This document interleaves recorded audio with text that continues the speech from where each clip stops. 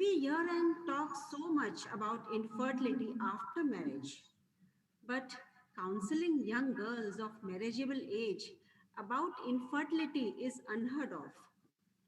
So, aren't we all curious about premarital counseling of infertility? It is a Yes. specialized type of therapy that helps couple prepare for marriage, and it helps in identifying issues earlier. Yes, this too is an exciting topic. So we are pleased to welcome a very special guest from Nagpur. He is past president Nagpur OBGY Society, chairman Infertility Committee MOX, librarian Maharashtra ISAR MSR, member Infertility Committee FOXY. He is the recipient of Kamini Rao Yuva Foxy Oration Award in Dr. Kumud Tamiskar Oration. He is a recipient of gold medal. He also got Khandwala Best Paper Award. He took part in orations and talks in more than 50 Foxy societies. He is a faculty in all national level societies. He has published 15 articles in journals with 2 international publications. He is even editor of Change, a Mox book on infertility practices in COVID era. He contributed chapters in 6 textbooks. He is a guide, a mentor for MUHS and ICOG post PG fellowships at Omega Hospital. Many prestigious clinical trials are being conducted in his Omega Hospital. He is a member of PCP Entity Committee, Nagpur. So please join me in welcoming Dr. Chaitanya Shembekar. Welcome, sir. Over to you. Thank you, Dr. Shilpa, my senior from IGMC, and um, President Dr. Vajeda, again, my friend from IGMC, Yes. Dr. Kshitija, Marathe Secretary, Dr. Padma Motwani. We have worked together. Uh, I have worked with Padma during our residency. So many friends from Akola and chairpersons, Dr. Kiran Gupta and MOC Muni, my friend. And I'm so happy to be with you because Akola is my birthplace and I have an emotional connect with Akola. And I always love to, come to Akola whenever I get chance. Now it's a virtual connection, but I'm really happy to be with you on this auspicious day, um, Doctor's Day and Girl Child Day. Uh, we have heard speakers from various places, Dr. Faruqi and Dr. Shaila. They have talked wonderful lectures by both of them on so many important aspects. And now my talk is on premarital counseling for infertility. So I bring greetings from Omega Hospital, Nagpur, along with my directors, Dr. Manisha Shembekar, Dr. Parul Savji, and Dr. Ashish Zararia. Uh, Whenever we talk of premarital counseling, we know only one thing, and that is 36 gun जुळले पाहिजे. Kundli is something which is so much in our mind that we cannot think of marriage without matching Kundli.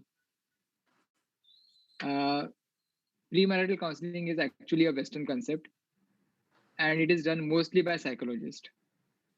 But there is something like premarital counseling by doctors, and this is what we all can and should do in our day to day practice. So, today I would be discussing with you premarital counseling in general and premarital counseling for infertility in particular.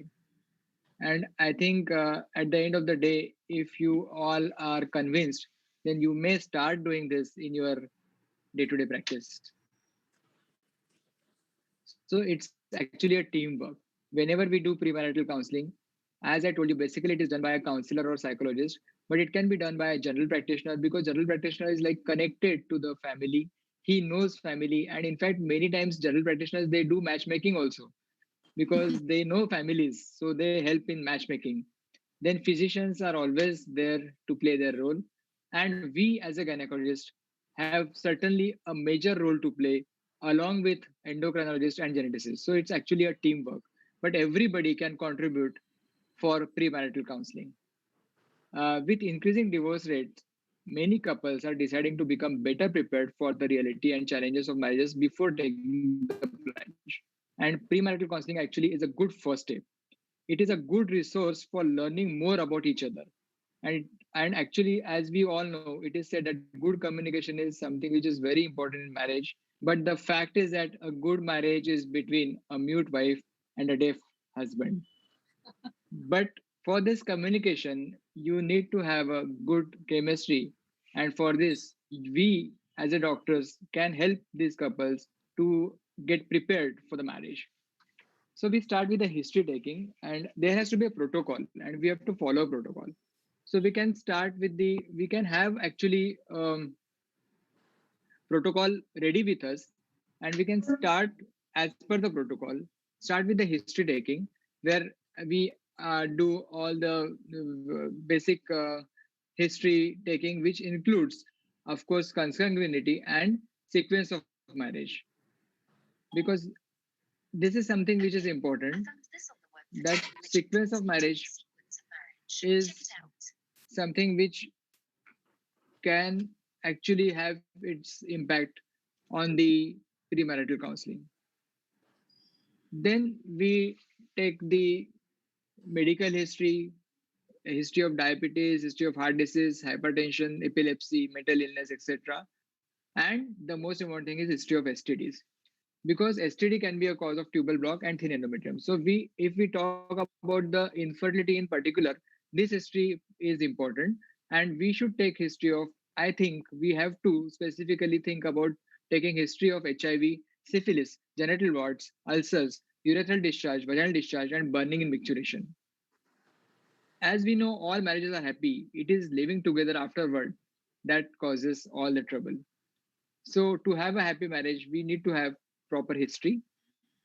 Apart from this particular history, we have to take history of medications, if any. Like if the patient is taking daily medications, like drugs for epilepsy, or some injections like chronic treatment, or maybe treatment for schizophrenia. And some medications can have impact on infertility, like especially if the patient is on chemotherapy, or if the patient has received chemotherapy in past, or radiotherapy in past. That is something which is important. Family and genetic problems is something which you have to ask. And I think sickle cell and thalassemia is the most important in our area, particularly because we have seen many patients having this problem, creating a lot of problems in future when once they get married. You have to ask history of congenital anomalies in the family, mental retardation in the family, and of course family history of hypertension, diabetes, and if the patient is previously married, then baby with anomalies. Habits and risk behavior is also important. If the and nowadays, as we all know, even the girls, they are into smoking, and they take they consume alcohol as well. So you have to actually ask these questions as leading questions, because once unless you ask leading questions, you may not they may not be they may not open up, and they may not tell you about this. But you have to ask them about substance abuse as well. And if you are under the influence, that can be a problem in future, because laughing at your own mistakes can lengthen your life. That is what Shakespeare says. But laughing at your wife's mistake can shorten your life. This is what Shakespeare's wife says. So you should actually get the history of substance abuse, alcoholism, etc. as well. Now the most important history is the menstrual history. And in menstrual history, as we know that PCO is something which is so common, and we have already discussed on so many forums and platforms about PCO, which leads to irregular menses. Then apart from this, you can actually have diminished ovarian reserve, where the patient can have short cycles. And the short cycles can be and a scanty menses can be a classical history of diminished ovarian reserve, which is becoming a serious issue nowadays. We'll be discussing that later. And of course, history of primary amenorrhea, which can be a cause of agenesis of uterus. So history of menstrual history is something which we have to, and we should must take while discussing the history. Then I think in as far as male partner is concerned, shall we ask specific history to the male partner is also important, like history of erection, erectile dysfunction, history of ejaculation, history of erection, etc. Because this is something which has its impact. Why? Because these leading questions are so important nowadays. I've seen so many patients coming with erectile dysfunction and vaginismus. Almost uh, uh, every fortnight or every weekly, we get some patients who are having some problem with the non-consummation of marriage, and that is because of the some of the partners, they have phobia about the intercourse. Some of them, they are not aware about the intercourse. Some of them, they have problem with the vaginismus, erectile dysfunction. And if you, unless you ask them and that what is their idea about sex, have you ever thought that they will have to go into sex once they get married, and do they accept it? Do they have any phobia regarding sex is something which you have to ask, and this is included in the premarital counseling. After taking the history, you have to do the investigations, as we know, these investigations are the basic investigations, but they are extremely important. And here the HIV is something which is important. There is some controversy regarding HIV, but HIV test is something which actually should be done ideally in all the couples. The special tests are actually important, but these tests are the tests which are related to infertility. So what all tests you can offer in the patients for infertility is something which needs to be answered. What I think is you need to have a individualized approach. Like suppose a patient comes to you and she is having a girl is having irregular cycles, then you can definitely do the ovarian reserve testing, do AMH, and do ultrasound to rule out PCO as well as diminished ovarian reserve. If the man or a boy comes to you with say erectile dysfunction or some problem with ejaculation, then you can actually offer semen analysis to this patient to know what is the status of semen analysis. So you can actually have a individualized approach, and from the history you can decide whether to go for these investigations or not. AMH is something which is extremely important, and AMH is actually the test which I feel is the most important test we must do in all the girls planning for fertility and pregnancy and childbearing in future, just to know what is the status of our ovarian reserve. This test is important because it gives you idea about so many things. It gives you idea about the ovarian reserve. It gives you idea about the probable age of menopause also, and it gives you idea about the possibility of childbearing. So if you have a AMH report with you can actually work as a part time palmist and tell them कि तुमको कितने बच्चे हो सकते हैं, तुम्हारे menopause कब आ सकता है, तुम्हारे मेंस्ट्रुअल साइकिल्स कैसे रहेगी, everything you can predict from a single report of AMH. So AMH is, I think, extremely important. I've seen many people, they hesitate doing AMH test. I don't know why. Maybe because it is a bit costly test. But I must tell you, friends, that AMH is something which we all should start doing regularly, routinely in our practice, because it gives you idea about so many things. Not only the PCO, but diminished ovarian reserve also you can predict from AMH report. So AMH is something which we all should do. Then after doing all these investigations, we do the physical examination of the patient, where we do general examination, blood pressure, BMI, everything we see. We see specifically about the various syndromes which are associated with infertility, like Klinefelter syndrome or Kalman syndrome in men, or maybe MRK syndrome in girls. All these syndromes should be specifically taken into consideration while doing examination. And if the patient comes to you with say obesity, you can ask them to reduce the weight and some lifestyle changes, and then plan to marry, so that you may actually get some time for reducing her weight, and lifestyle interventions you also can do during that period if you have some time. जल्दबाजी में शादी करके सारा जीवन बिगाड़ दोगे, सोच समझकर शादी करोगे तो भी क्या तीर मारोगे. But then I think we must give them some time for weight reduction and other things. Then you can also do some health promotion activities apart from this history examination. Like you should talk about the concept of premarital counseling in the with the patients. You can give them booklets. You can have websites where you can put some blogs or some material where which they can read, and they can get idea about what is the premarital counseling and how to do it. and what is all about the sex life, the lifestyle changes, the contraception. I think that is also important, because sometimes the patients, they don't want pregnancy for the first 2 years or 3 years of marriage, but they are not aware of contraception. So if they don't know which is the best contraception, if somebody puts copper T immediately after marriage, that is not done. So we should actually, it is our role to guide them regarding which is the best contraception during this period.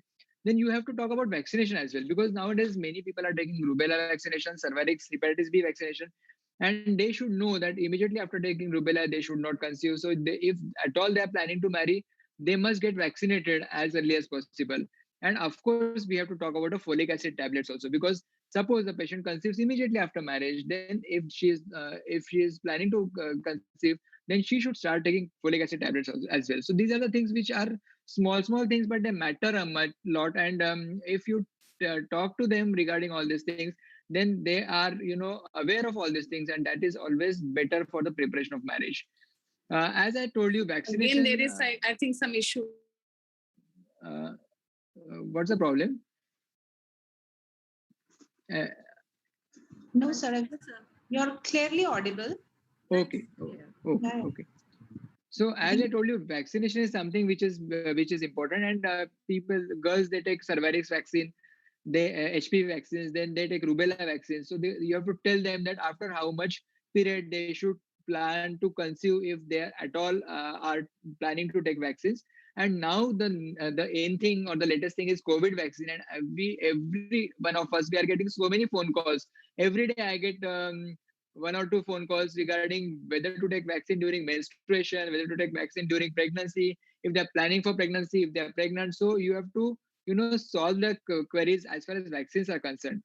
So you must talk about the vaccines in detail whenever you are taking history and doing examination and talking about premarital counseling, and tell them about various vaccines which are available and when to take the vaccines. And as I told you, contraception is something which is important, and they should not use wrong method of contraception. Some people, they feel that safe period is a good contraception, but you must tell them that safe period is the most unsafe method of contraception. Then something like coitus interruptus, which is the practice which is actually should not be done. I personally feel that you have to tell them about this coitus interruptus also, which is not a good practice. Then you can talk about the condom contraception, which is better contraception, which is a good contraception, or maybe OC pills if the patient has got PCO or something related to menstrual irregularity. So it will take care of the menstrual irregularity as well as contraception. So proper contraception during that period is something which you must discuss. As I told you, the premarital testing includes the hemoglobinopathies. And actually, I am also a member of the RSS group where we are, trying to do some work regarding premarital counseling. And we had a meeting a few days back where I have emphasized this point, especially to the people from our area, that we must actually, instead of looking for the blood group which is of no use, talk and discuss about hemoglobinopathies, talk and discuss about the sickle cell disease, about thalassemia, because it is so rampant, it is so common in our area, that and the patients, they are not aware of this. They marry and then ultimately they'll end up in having babies with sickle cell disease, because husband and wife both are sickle cell AS pattern. So this is something which is actually, there are some countries like Bahrain, UAE, and Saudi where they have made hemoglobinopathy testing mandatory before marriage. Even China, Ethiopia, and Congo, they have made this hemoglobinopathy testing mandatory before marriage. And we in India, I think we should start this. This is a good practice to make it mandatory. As far as HIV is concerned, HIV is something which is controversial. There are some states in India like Goa, Andhra Pradesh, Karnataka, and even Maharashtra.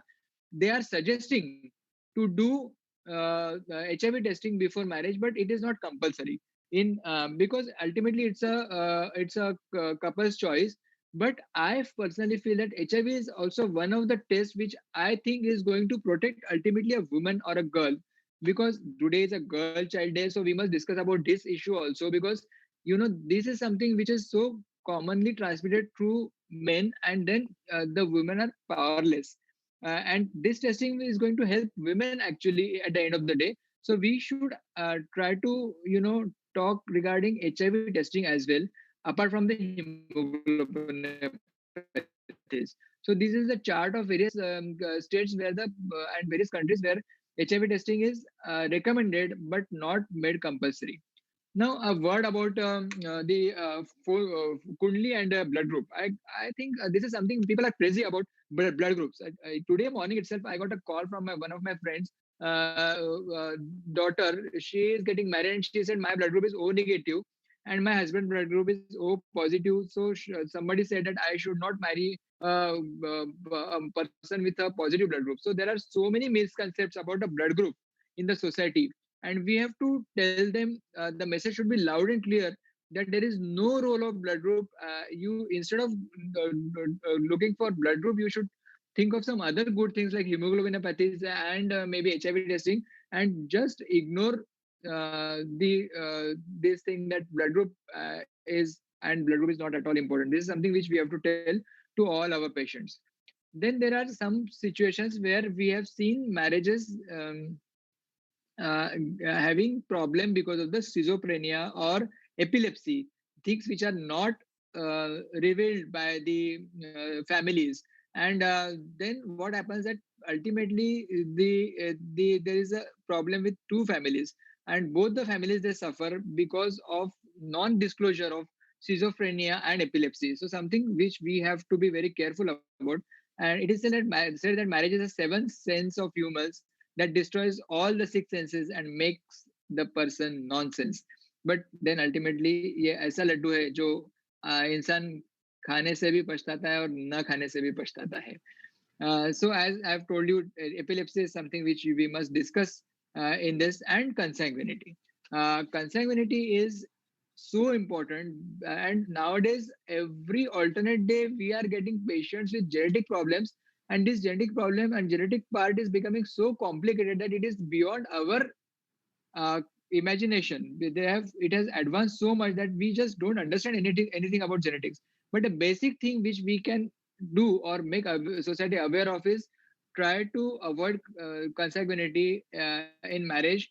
Yeah, we talk about sagotro marriages in our society. Sagotro marriage is not allowed in India, and this is something which is, I think, has to do with the consanguinity.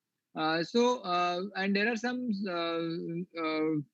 uh, in our society there are some religions where marriage amongst cousins is also allowed. So we have to make aware of this fact that this is something which is going to create a problem in future, and you should avoid this consanguinity. Genetic disorders and metabolic disorders, as I told you, is becoming more and more serious issue, and you should refer the patient to genetic center and get the opinion of geneticist if you feel that there is a problem with genetics like consanguinity, chromosomal abnormality, history of mental retardation in family. Even thalassemia is something which you can take opinion of geneticist, and so many other things. So if you find any of this thing, you must refer the patient to geneticist. This is not our job. After doing all these things, all the examination, history examination, investigations, counseling, referral to the specialist, you can actually provide a certificate to the couple that this couple is fit to marry, authentic certificate. And there are some countries where they are actually giving this certificate by doing premarital counseling. They have the data entered into their software, and some of the Middle East countries, they are doing this thing that they are giving a certificate, fit to marry certificate, and this certificate is going to help them. And it's an authentic certificate that the person is fit to marry. So this is something which we also can try and should try. Every woman needs a husband, because if anything goes wrong, you cannot blame government or God at the all the time. You have to have husband to blame in if something goes wrong. Now this is something which I got an opportunity to deliver the talk on premarital counseling some 7 8 years back at IMA conference in Nagpur, and after that conference I tried to have this all these things entered into my software, and a column of premarital counseling into my software. And this is something which we all can do. Whenever patient comes to us, take this as an opportunity to counsel them and take their premarital counseling history properly, do the examination, and try to help them for having better marriages. This is a very interesting thing which I got from some magazine. The before marriages questions you need to ask before getting married, and these are the questions which are really interesting questions, and they are practical questions, like how do you feel about prenups? How who is going to take care of elderly parents in the family? Do you want kids? A basic question. Do you want kids? Nowadays, this is becoming a very common situation. Double income, no kids. The people are happy having no kids. Does your mummy, daddy, family actually like me? What religion do you want our kids to be? Because of this globalization, this is becoming important. How much debt do you have? See, practical questions. What are the thoughts of housework? On housework, husband is ready to share the household chores is something which you can actually ask. Who did you vote for in the last elections? So even the political opinion of the partner can be taken. Um, do you want pets? Interesting question. And how crazy are you? You have to be crazy in love. If you really are crazy in love, then you have excellent chemistry, and then I think this marriage would do wonders. Now I'll just take another 10 minutes. Is it okay, Shilpa madam? Because we have discussed about premarital counseling in general. Now we'll be discussing few points of premarital counseling for infertility. Uh, as we know, after marriage, husband and wife become two sides of coin. They just can't face each other, but still they stay together. This is a fact. I'll just discuss few cases with you. This is a case of Sneha, name change, obviously. Life was beautiful when I was a girl child. That is what Sneha told me when I met her for the first time. And I still remember the day when she first visited my clinic. A young, tall, smart, techno-savvy, sensible girl, 23-year age, and she knows exactly what is her problem. She asked me, "Do you have ever seen such cases, doctor?" That is what she asked me while I was going through her reports. And I said, "Well, this is a condition which I know, and it is not an extremely rare condition, and you come across such cases and references in literature, and I am ready to manage your case." Now I'll tell you the case history. Sneha is a 23-year-old girl. She's unmarried and she is a case of primary amenorrhea. Now she knows that she is having primary amenorrhea. On examination, I found that she is tall and thin built, beautiful. On general examination, normal. Everything was normal. Secondary sexual characters were well developed. Breasts were normal. External genitalia of normal female. There was a vaginal blind pouch of 5 centimeter and cervix was not filled. Then investigations we did her ultrasound and MRI. The uterus was absent, kidneys were normal, ovaries were not visualized, and there was a small structure in the right parameter along the right internal iliac vessels. Similar structure was noted anterior to the left external iliac vessel with probably ovaries or some gonads. We were not very sure. So we did her investigations. The first thing we do is chromosome analysis, and the chromosome analysis was 46XY. So she was male phenotype. Other investigations were done. FSH was done, LH was done, testosterone was done, and then we planned her treatment. The most important treatment in this case was gonadectomy because the gonads were testes, and so we have to remove these gonads, and we removed this gonads by laparoscopy. The procedure went uneventful. This is how the gonads look. You can see the uterus replaced by a band, and you can see some adnexal-like structure, and these are the gonads. We did her gonadectomy, and after removing these gonads, we sent this for histopathology, and the report was, of course, as expected, premature germ cells, Leydig cells with areas of Sertoli cells. So it was actually a testicular tissue, these genetic gonads. So we did her post-op follow-up by we asked her to do mammography, take calcium, do DEXA scan every too early, vaginal dilatation because in future she was planning to marry, and we gave her HRT also, Premarin and 0.625 milligram OD for 3 months followed by 1 month break. So that is how the treatment was planned. Now, after all these things, one day Sneha came to me. She called me actually in the evening, and she said, "Doctor, she stays at Bangalore." So she said, "Doctor, I'm getting married, and shall I disclose this to my partner that I am 46XY?" This is a question which she asked me, and this is a very important question. And I also started thinking that what answer I should give, or what should I tell her? And I said, "See, Sneha, you are a girl. You are brought up like a girl, and you feel like a girl from inside, from within. So Raj ko Raj hi rehne do, koi naam na do, and you don't disclose this to your partner. You just tell him that the uterus is absent, but don't disclose this, and now they are happily married. So there are so many syndromes associated with infertility, and we must look at this syndrome like MRK syndrome, androgen insensitity syndrome, and Turner syndrome. In men also, there are so many syndromes like Noonan syndrome, Klinefelter syndrome, Kalman syndrome, and cystic fibrosis. So all these syndromes you have to look for while doing premarital counseling. And we should not do genetic testing of all the patients. It is not required, but you should have a targeted approach. If you think that it is really required, then you should do it after taking proper history and doing proper examination. So this is going to give you idea. Now, one more point which is important is declining fertility. Do I have 5 minutes? Yeah. Continue. Okay, thank you. The next important point, which is I think extremely important nowadays, is declining fertility, changing trends. My grandparent, my dada dadi, they had 8 children. Then maybe our parents 2 or 3 children, and now uh, it's a era of double income, no kid. So people are planning. They don't want kids actually. They don't want to enjoy. They want to enjoy their life. They want to live their life king size. They want to do whatever they wish to do, and they don't want kids.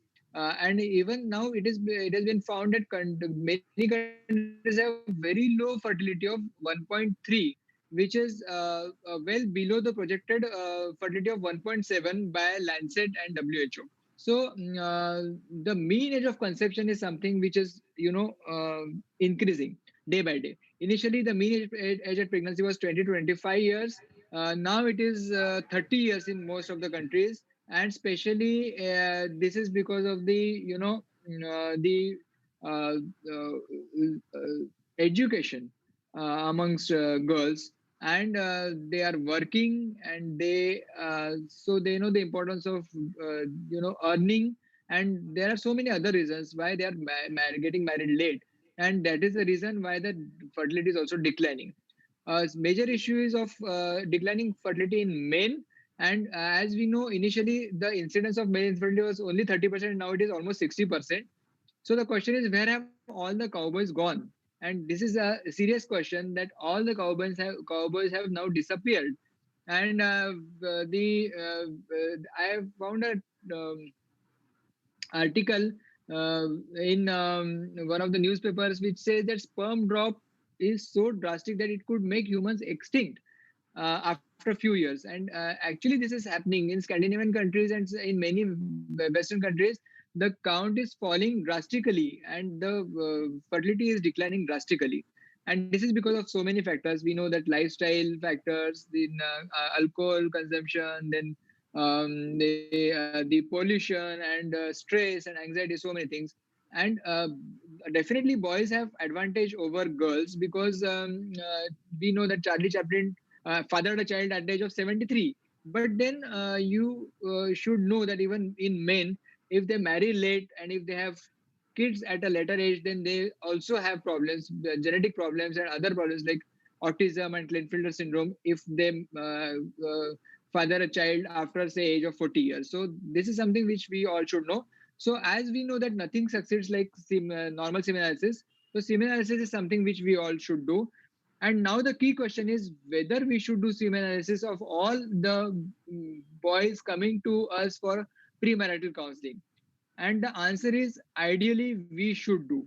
And not only semen analysis, we should also do the AMH and sonography testing of the girls. So basic test of boys and girls is something which we all should do. as we know that PCO is so common in our society, we should also look after this issue.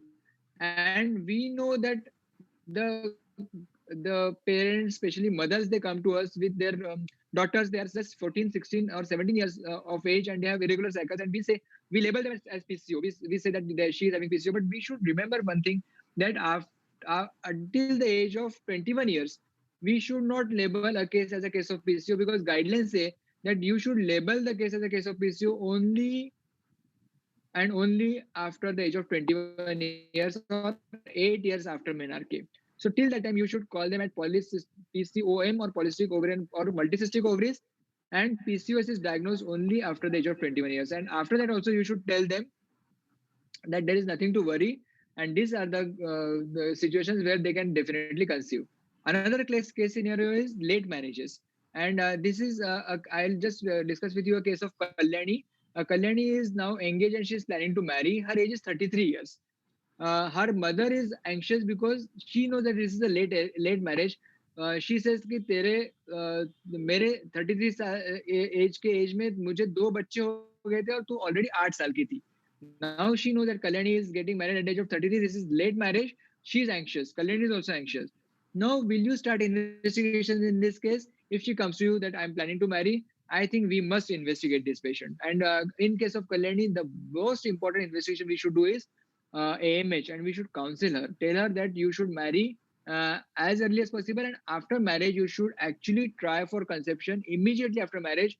Don't wait for 2 3 years of after marriage, because they have ideas about they want to wish to know each other, then settle in life and then have kids. But this is something which is not for this case of Kalyani, because she is already 33.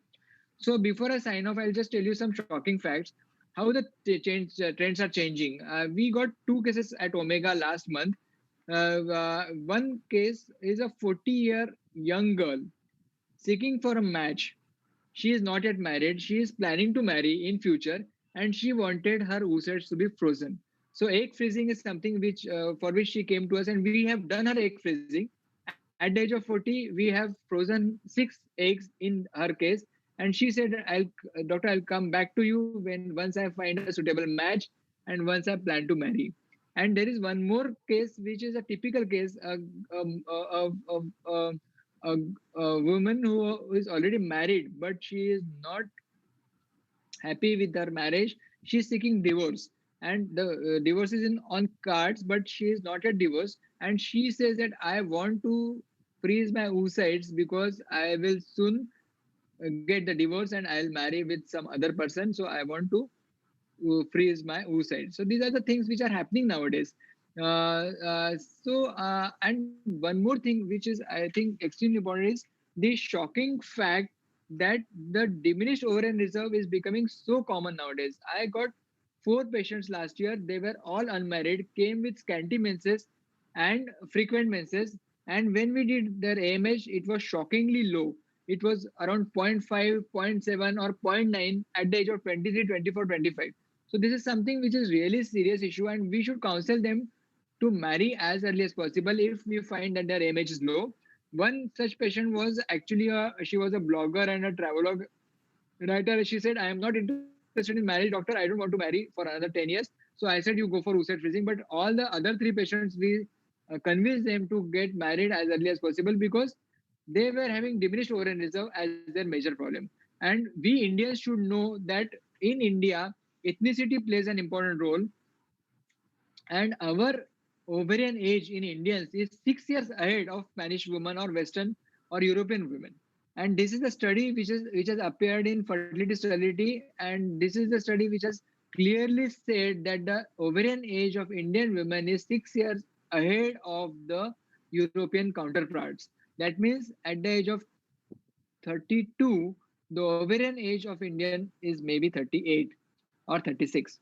So we have to be extremely careful. This is an eye opener for all of us. And friends, time is ticking.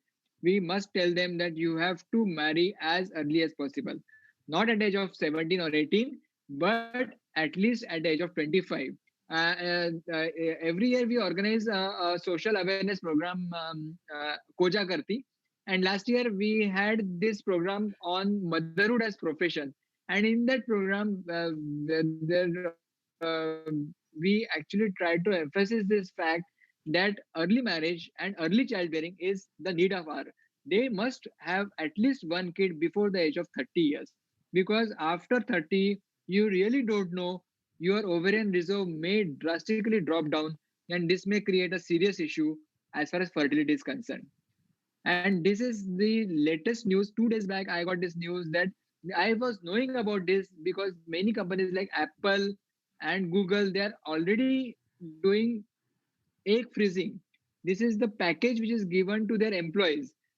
अभी एक freeze कर लो, अच्छे से काम करो, 40 साल के होने के बाद तुम रिटायर हो जाओ और फिर तुम तुम्हारा मदरहुड का प्रोफेशन करो और बच्चे पैदा करो. And the egg freezing, they give incentives to the for the egg freezing. They give packages for the egg freezing, and this is now happening in India. See, this is the news which has appeared in Times of India, which says that more companies are now offering medical cover for egg freezing even in India. And are we going in right direction, or are we going in wrong direction?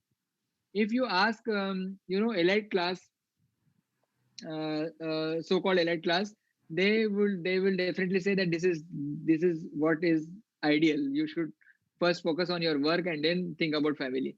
But what about age? If you plan to marry at the age of 40, what about hypertension? What about diabetes? What about the upbringing of children? How you are going to, at the age of 60, will you be fit enough to take care of your kids? Because ultimately Indian society is such that we have to take care of not only our children but our grandchildren as well. So you have to have an important role of as a grandparent as well. So all these situations we have to think of, Indian scenario, the social aspects, and all such things are extremely important. And for that, I think this is not the solution. Egg freezing is not the solution. The solution is early marriage and early childbearing. So friends, on this note, I sign off.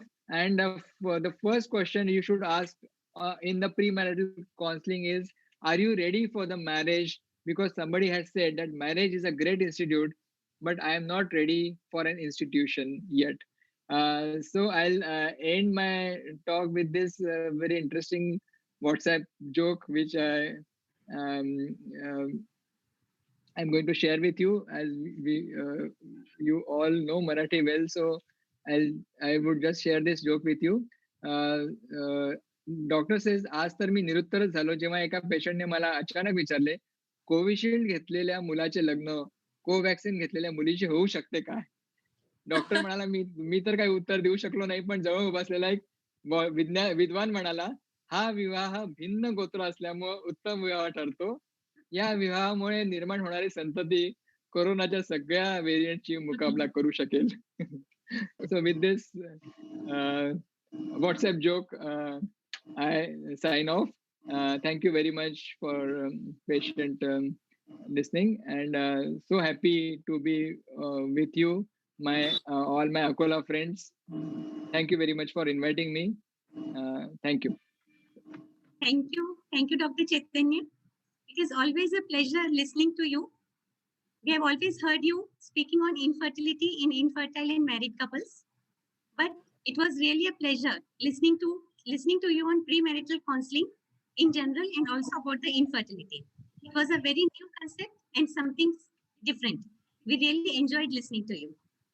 You have very nicely covered all the aspects of men and women, right from the history taking to investigation.